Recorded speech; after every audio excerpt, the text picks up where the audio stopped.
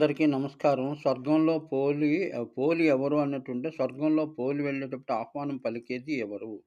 ఈ ప్రశ్న, సమాధానం అనేటువంటిది ఆలోచించవలసిన చాలా ముఖ్యమైన విషయం.